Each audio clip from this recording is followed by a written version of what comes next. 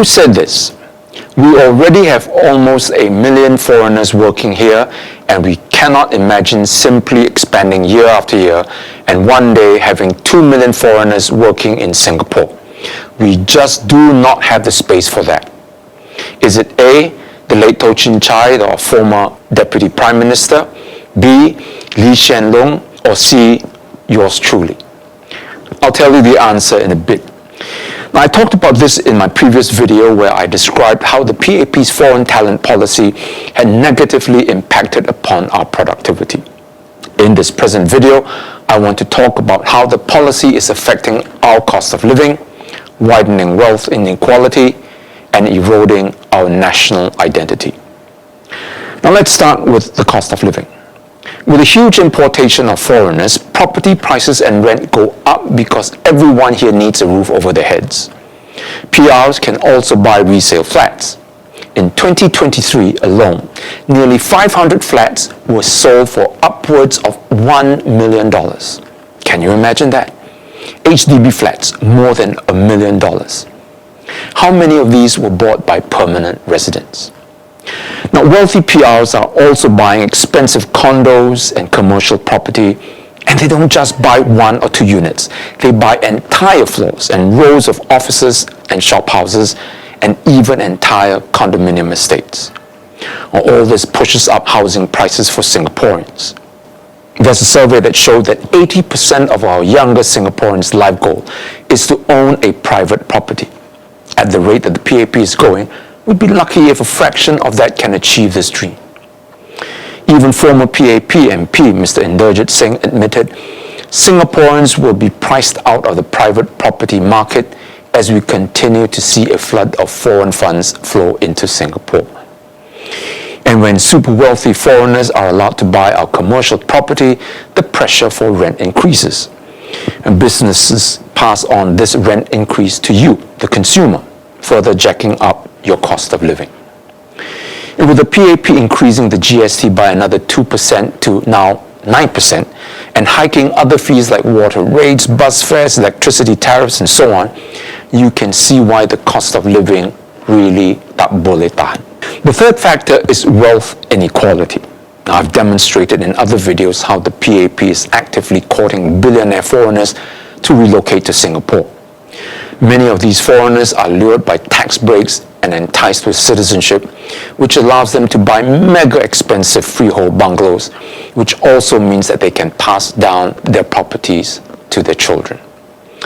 In just the last few years, several super rich foreigners who were given citizenship bought huge properties in Singapore.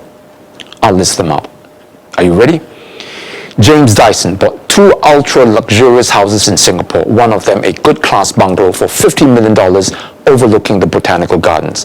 Eduardo Severin, co-founder of Facebook, bought a bungalow, wait for it, $230 million. Google co-founder Sergey Brin did the same. Ditto, financier investor Ray Dalio, Grab founder Anthony Tan from Malaysia bought one in Bintong Park. So did Hai Di Lao founder number 1, Shi Yong Hong. Hai Di Lao founder number 2, Zhang Yong, did the same. Zhang Yong's son also bought one. Wang Qianqian, there's very little information about her except that she hails from China, also bought one. Her brother Wan Tianlong followed suit. And this is what the owner of a real estate company said. The escalation in prices of GCBs is due to newly minted citizens jostling for a foothold in this most prestigious of houses in Singapore. A few years ago, these were mainly Chinese nationals turned Singapore citizens. While the Chinese still make up a sizable percentage today, we also have new citizens from Hong Kong, Taiwan, India, Pakistan, and many other nationalities from across the world. For many of us Singaporeans who live in HDB flats, we have to return the flats to the government after 99 years. This means that with time, wealth inequality will divide us even more. Suffice it for me to quote MAS Chief Mr. Ravi Menon, income from property grows much faster than income from work, and this adds to wealth inequality. This is a development that we should be deeply concerned about. The fourth issue is national identity. Again, I can do no better than to quote Mr. Tharman when he was finance minister. He said, "A continued rapid infusion of foreign workers will also inevitably affect the Singaporean character of our society." Have we become a nation of Grab drivers, food deliverers, and real estate agents servicing foreigners in our own country? I personally know of a Singaporean who has a master's degree from NUS who is presently driving for Grab, often chauffeuring foreign PMETs and their families around. And while naturalized citizens like DBS CEO Piyush Gupta make nearly $1 million a month, there are more than 50,000 Singaporeans earning $1,300 or less a month. Many are even homeless.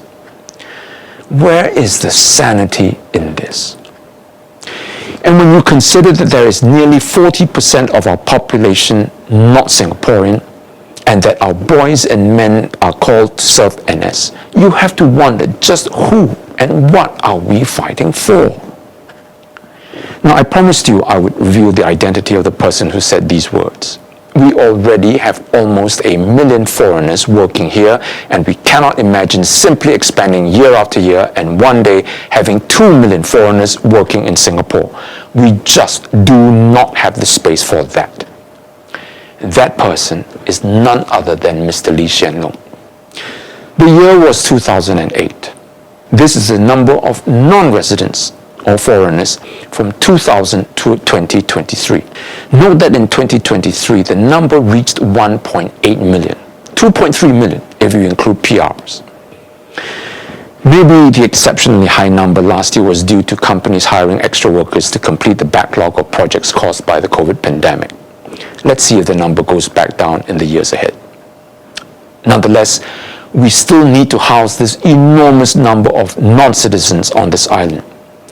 In order to do that, the PAP has cleared large areas of forestation and reclaimed huge swaths of land, and in the process destroy our precious green ecosystems and adding to climate change, not to mention heaping even more pressure on the people's stress and mental health.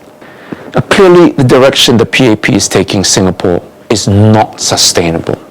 In my next video, I'm going to present to you SDP's alternative on how we can reduce our reliance on foreigners and in the process allow Singaporeans to be more productive and live happier, more contented lives. As you will see, our alternative will provide for Singaporeans' need, not cater for the PAP's greed.